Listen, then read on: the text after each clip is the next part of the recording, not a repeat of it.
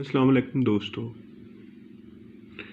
मेरा आज का जो लेक्चर का मौजू है वो है कि ए फैक्ट इज़ और नॉट प्रूव्ड, कि एक फैक्ट जो है उसको साबित करने या ना करने के मतलब जज जो है वो कौन से फैक्ट जो है वो उसके सामने आते हैं और वो किन चीज़ों से जो है वो मदद लेता है।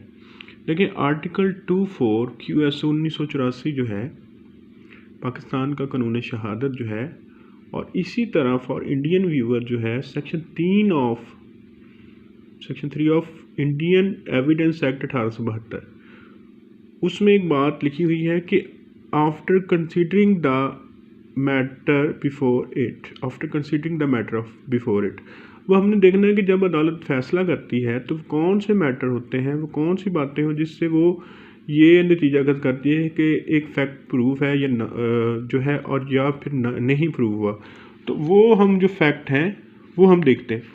अब देखें कि इसमें है कि स्टेटमेंट ऑफ विटनेसेस है। सबसे पहले है कि जब भी कोई गवाह अदालत में पेश होता है किसी ट्रायल में, चाहे वो क्रिमिनल हो, सिविल हो या फैमिली हो, तो 3 तरह के जो है उसके उस पर उसमें शहादत होती है, उसके बयान होता है। उसमें सबसे पहले उस पर जो है कि वो एग्ज़ामिनेशन चीफ होता है कि वो अपनी जो उसकी शहादत है उसको बयान करता है, और उसके बाद है क्रॉस एग्ज़ामिनेशन। उसके बाद जो अपोजिट काउंसिल जो है उसके पास ये क्रॉस एग्ज़ामिनेशन की पावर है, जरा की पावर है, जिसमें वो जो शहादत होती है उस पर वो विटनेस के क्रेडिट को इम्पीच करता है। अब उसके बाद है री एग्ज़ामिनेशन के कोई ऐसा फैक्ट जो है जो कि during the cross examination introduce हुआ है, तो जिसके मतलब फिर ये है कि जो इसने उस गवाह को पेश किया हो वो अदालत की परमिशन से उसका री एग्ज़ामिनेशन कर सकता है। अब इसके मतलब जो लॉ है इन पाकिस्तान वो आर्टिकल 132 और 133 है, जबकि इन इंडिया जो है वो सेक्शन 137 है। अब दूसरी बात है कि एक तो ये हो गया कि स्टेटमेंट ऑफ विटनेस है। अब निचला जो है वो है कि डॉक्यूमेंट प्रूव्ड इन एविडेंस। अब डॉक्यूमेंट जो कि दौरान शहादत साबित हुए हैं वो भी एक फैक्ट को साबित करने के लिए में मददगार साबित होते हैं।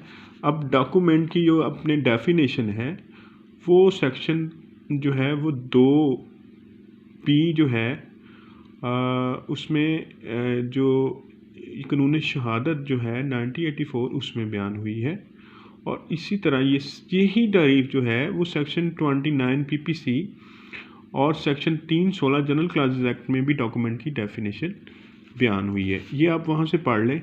उसके बाद है यही बात जो है इंडियन एविडेंस एक्ट जो है उसका सेक्शन 3 भी जो है इस तारीफ के मतलब है। अब डॉक्यूमेंट जो है वो उसके कंटेंट 2 तरीके से, एक तो प्राइमरी और एक सेकेंडरी है। तो ये बात जो है ये आपने 70 आर्टिकल जो है वो 72 73 में ये चीज़ बयान हुई है। उसके बाद जो है कि ये कानून शहादत का सबसे बेस्ट रूल है कि एविडेंस जो है वो प्राइमरी एविडेंस जो है उसको शहादत में पेश किया जाना चाहिए। आर्टिकल 75 में बयान किया गया है। अगर आपको ये सवाल आ जाए कि रूल ऑफ बेस्ट एविडेंस क्या है, तो आप आर्टिकल 75 बेस्ट डॉक्यूमेंट्री एविडेंस का मतलब आर्टिकल 75 है, और अगर इसमें ओरल एविडेंस है तो उसके मतलब है कि आर्टिकल 129 जो है कानून शहादत उसका आर्टिकल सब आर्टिकल G है, जिसमें यही बात है कि एविडेंस जो है बेस्ट एविडेंस को विद हेल्ड अगर किया गया तो प्रिज्यूम ये किया जाएगा कि अगर वो शहादत पेश की जाती तो वो उसके ख़िलाफ़ होती।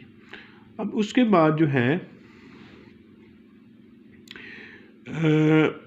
जज के पास जो पावर है प्रोडक्शन ऑफ डॉक्यूमेंट के मतलब वो आर्टिकल 161 और 158 है कानून शहादत का। आर्टिकल जो 161 है वो उसमें, और जज की ये भी पावर है कि वो किसी शख्स से कोई भी सवाल पूछ सकता है, कोई पार्टी है या फिर कोई विटनेस है तो वो आर्टिकल 161 के तहत वो सवाल पूछ सकता है।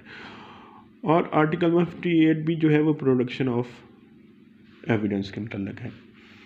ये देखेंगे ये सिर्फ शॉर्ट हमने इसमें बयान भी कर रहे हैं इसको जो सेकंड जो हमारा इसमें होगा उसमें हम जो है इसको डीपली पढ़ेंगे। सेकंड जो हमारी इसके मतलब वीडियो होगी उसमें हम इसको डीपली पढ़ेंगे।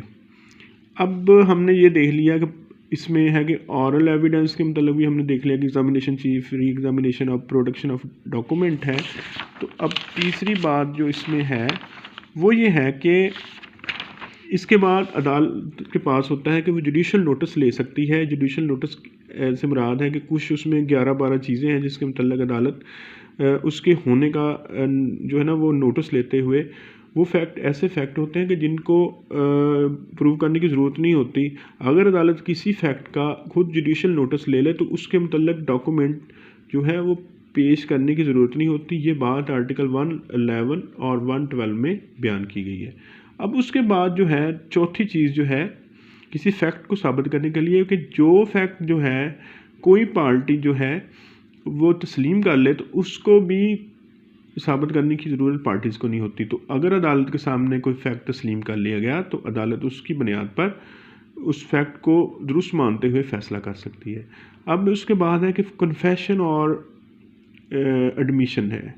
अब सिविल में एडमिशन होता है, कन्फेशन होता है उसमें फ़ौजदारी में।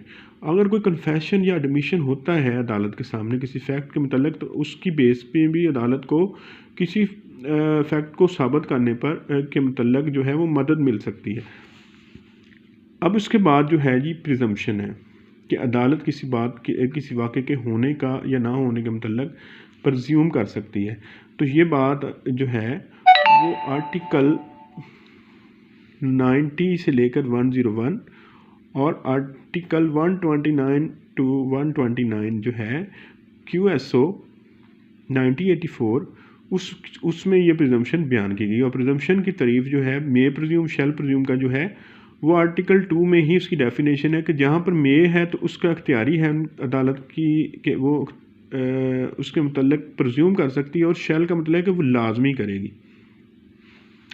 अब नेक्स्ट जो है वो है कि डिमीनियर ऑफ विटनेस के गवाह या पार्टीज़ की हरकत व सकनात। देखें कि अब कुछ अरसे से जब से जुडिशल पॉलिसी आई है तो होता क्या है कि अदालत कमीशन मुकर्रर कर देती है। वो कमीशन ही शारदा लिखता था।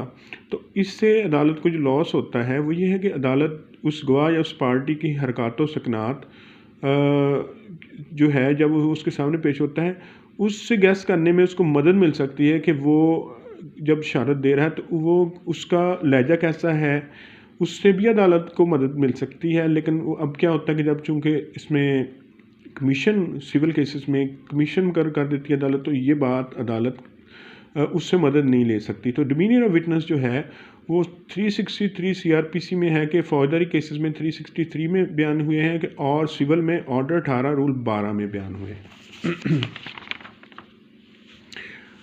अब उसके बाद जो है ये सबसे लास्ट जो है वो है कि इंस्पेक्शन। अदालत के पास इख्तियार है कि अदालत फौजदारी और सिविल मुकदमात में और फैमिली केसेस में किसी कमीशन को कर सकती है कि वो मौका पर जाकर देखे।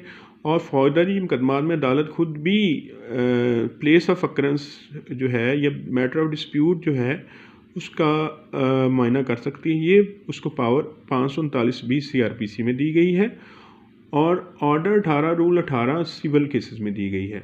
इसी तरह फैमिली कोर्ट जो है उसका 17B जो है उसके तहत भी अदालत के पास जो है वो पावर है कि वो जाने कि क्या मौका पर या प्रॉपर्टी की क्या सूरत हाल है।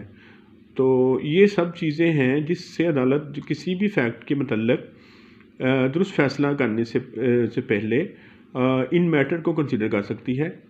और देखेंगे इसके अलावा जो है जैसे फौजदारी मुकदमात में है कि अदालत मुल्ज़म का जो स्टेटमेंट जो है 342 के तहत जो है वो भी इसमें कंसीडर कर सकते हैं कि उससे भी मदद ले सकती है। 340 में भी पावर है कि अगर मुल्ज़म जो है वो अपनी सफाई देना चाहे तो उससे भी फैक्ट के नतीजे की तरफ पहुंचने में मदद मिल सकती है। और जैसे मैंने आपको पहले बताया कि आर्टिकल 161 QSO जो है उसके तहत भी अदालत जो है वो किसी भी फैक्ट के दुरुस्त होने या उसको साबित होने या उसको ना साबित होने में मदद ले सकती है। Thank you so much for my lecture. और मैं आखिर में एक बात कहूँगा कि जो बारी सलीमी साहब थे, लाहौर के जो वकला हैं वो जानते हैं, बहुत सीनियर वकील थे। उनसे एक दफ़ा एक पूछा गया कि कौन सी किताब ऐसी है कि जिसे किसी वकील को जो है वो हर वक्त पढ़ना चाहिए, तो वो उन्होंने कहा था कि कानून शहादत एक ऐसी कुतब है, ऐसी किताब है कि जिसको वकील को अपने सिरहाने के नीचे रख कर सोना चाहिए, कि वो उसको सारी उम्र पढ़ना पड़ती है। ट्रायल का अच्छा वकील होने के लिए कानून शहादत जो है उस पर अबूर होना लाजमी है। Thank you so much.